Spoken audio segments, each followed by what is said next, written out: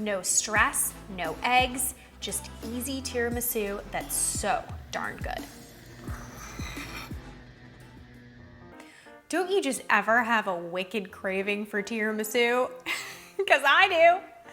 And when you go to a restaurant, you're like, how in the world do you make this? And I have created a version that tastes just like the restaurant tiramisu, but without the work.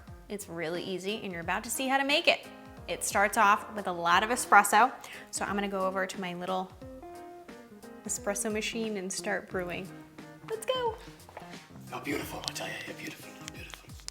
You're a model. You're beautiful.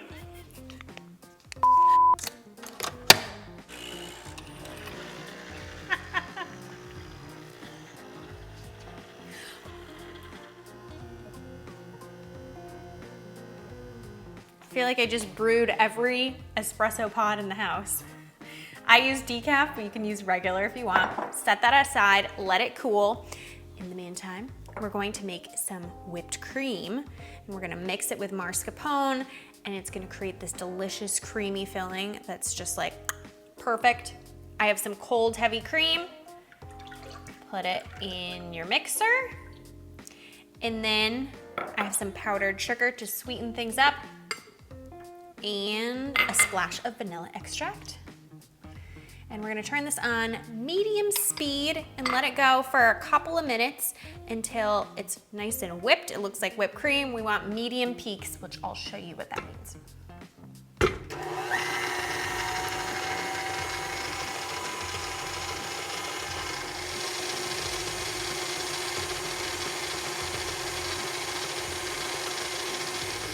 Oh my God.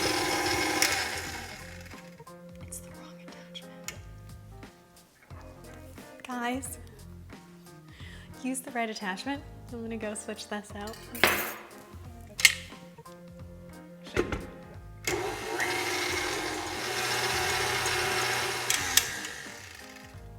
This is it.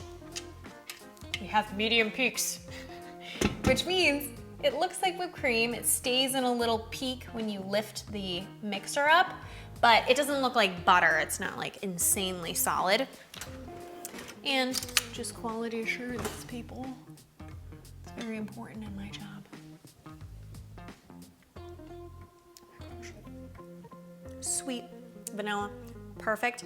It'll be great to mix in with the mascarpone. Speaking of, I'm gonna go get it.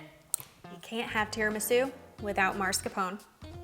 I have a container of mascarpone that I softened to room temperature, and that's really important because otherwise it's extremely thick and hard to work with. I'm gonna scoop all that into a big bowl, and then I'm gonna use the back of a spoon. And this is where you need a little bit of elbow grease here. Really work it, and you're just gonna massage the mascarpone to loosen it up.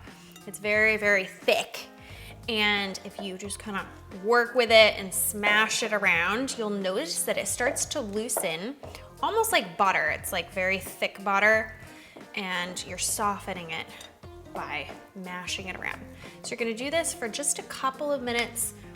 Took me last time about 2 minutes to work with it, and then I noticed that the spoon really didn't have to work as much.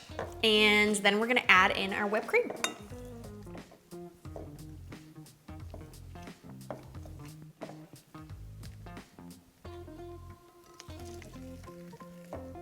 All right, so it has loosened up, and it's really important that you don't do this in the mixer because you can actually cause the mascarpone to split. And when you really, really whip it, it'll split into liquid and solids, which you don't want. So you wanna use your own 2 arms to really get in there. But it's nice and soft now. And now all we're gonna do is scoop in our whipped cream. And I like to do it in 2 batches, just so it's easier to fold in. And you're just gonna fold in that whipped cream so that it's in one uniform, delicious, creamy mixture.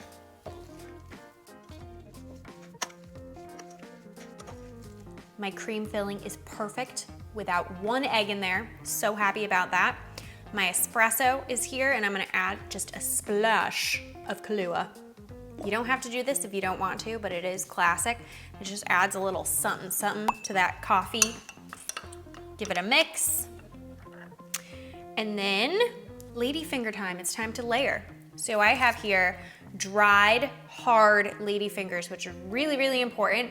You don't want soft ladyfingers, that would not be good.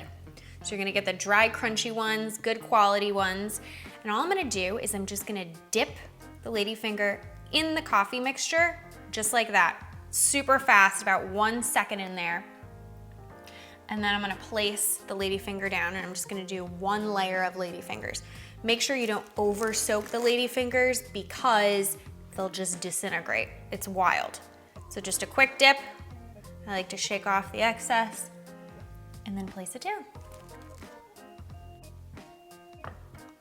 And it's okay if towards the end of your layer you need to break them in half just to fit them in neatly, just like that. Before I eat all this filling, we better get layering here. So I'm gonna use half of the cream mixture and I'm just gonna do some dollops of the cream on top. And then I'm gonna use a spatula to gently, very gently smooth out this cream layer.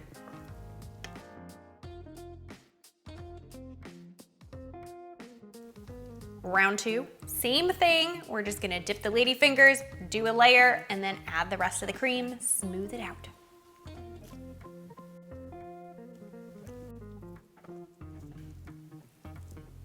It's perfect. It's time for the fridge. Pop a lid on it, and we're gonna let this guy sit in the fridge for about, in the fridge for 4 to 6 hours minimum or overnight. Yields the best tiramisu you'll ever have. So I'm gonna see you in the morning. Have a good night.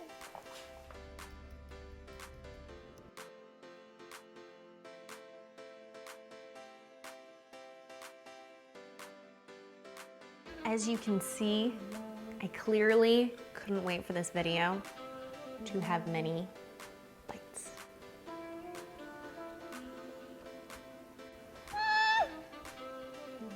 It's like the best tiramisu I've ever had. Check this out on tastefullygrace.com. You won't regret it. Tiramisu, tiramisu, tiramisu, tiramisu.